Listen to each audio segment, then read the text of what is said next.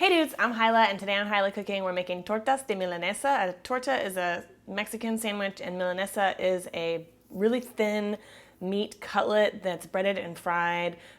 Argentina, Paraguay, Uruguay, real common there, and even in Mexico. So we're gonna do sort of a little South American, North American twistaroony here with a Milanesa sandwich.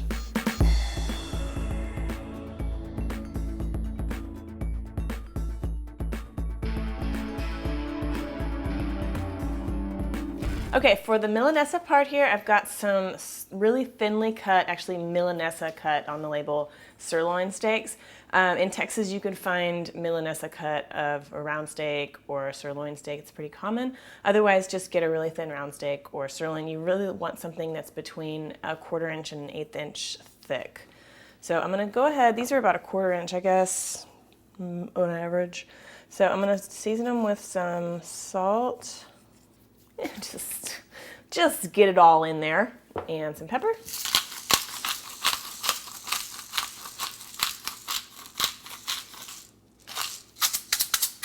A little bit of lime juice. Sure, it'll be fine. And some minced garlic. And now for the gruesome part. I've got a mallet here, or a meat tenderizer, and I'm just gonna pound these out. Just gonna gently pound these. Pound me gently until they're really thin and even thickness throughout, and at the same time I'll be like sort of pressing that garlic into them.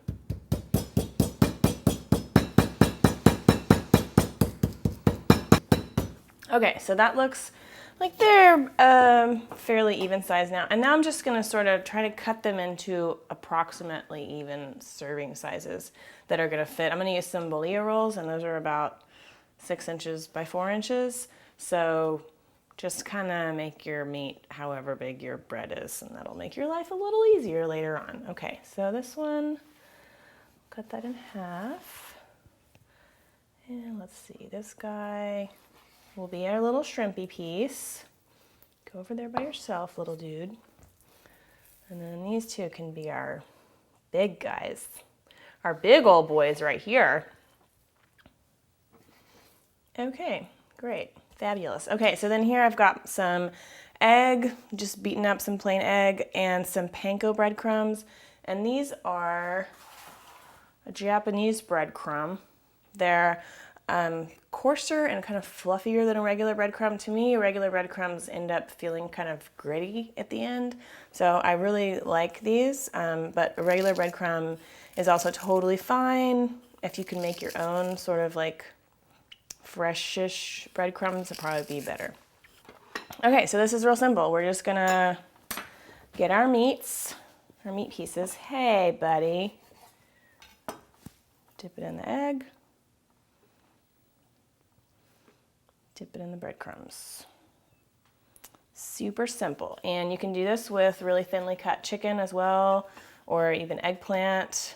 And there's a restaurant in Austin that does all vegan Mexican food, and they do one with seitan, or Satan, however you pronounce that one.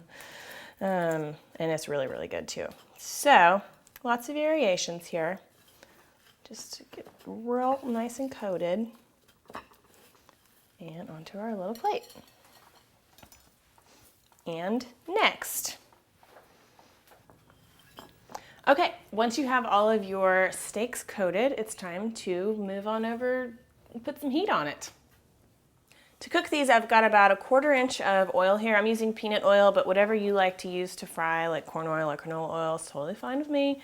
And I've got it fairly hot, just until when you throw a little crumb in there, it sizzles. It's basically very similar process to making chicken fried steak. And we're just gonna let these kind of fry over a medium heat for maybe 3 minutes, and then flip them over. Okay, now when you can see the crumbs around the edges are starting to get sort of light brown, we can go ahead and flip it.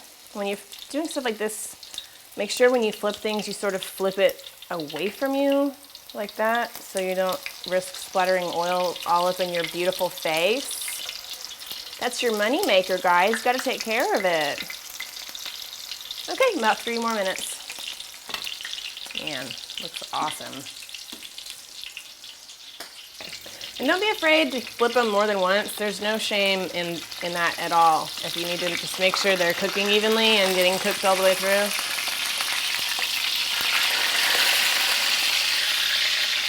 For our sandwich assembly, I've got a bolillo roll, which you could use just a little section of a French bread, like a baguette or something like that.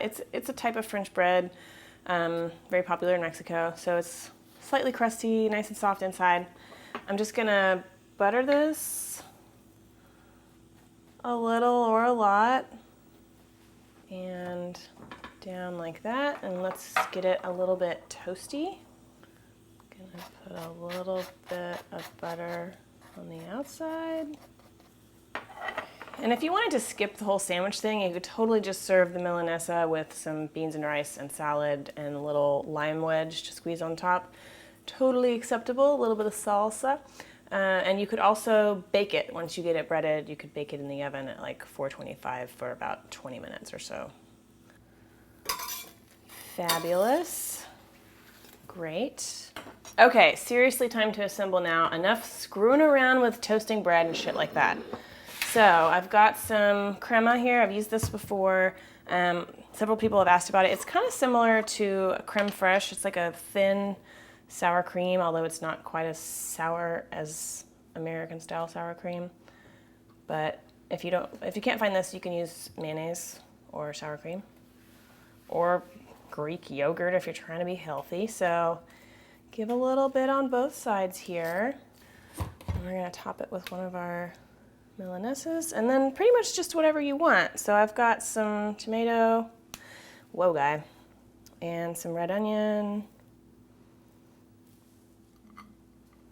and some iceberg lettuce, and avocado is pretty much found on, I don't know, maybe not all tortas, but all good tortas, right? So a couple pieces like that. If I wasn't such a moron, I'd have some salsa here, but it's way over there, so I'm just gonna go for it like this. Oh, and then a little squeeze of some lime on top. You could add jalapenos. It's just, I mean, it's a sandwich, you guys. You can put whatever the hell you want on it. I'm not trying to boss you around with your sandwich. But look how gorgeous that is. It's like a McRib, but delicious. Okay, let's give her a taste.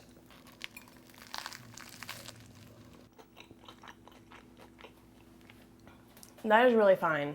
And I don't mean fine as in okay, I mean fine as in super badass. I mean like, whoa, yo, that sandwich is fine, like that, like you used to say in like middle school about boys having fine asses and stuff. Okay, maybe that was just me. All right, there you go. There's how to make a torta de milanesa. If you are actually from Argentina or Paraguay or Uruguay or Mexico and you think I did it wrong, please leave a nice comment telling me how you make it, or your mom makes it, or your grandma makes it. I love hearing about new ways to do stuff. All right, hope you enjoy this. Thanks for watching, and I'll see you later. Bye.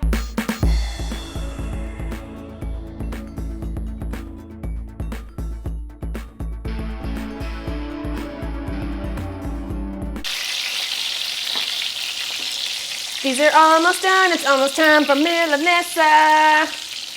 I don't know any words that rhyme with that.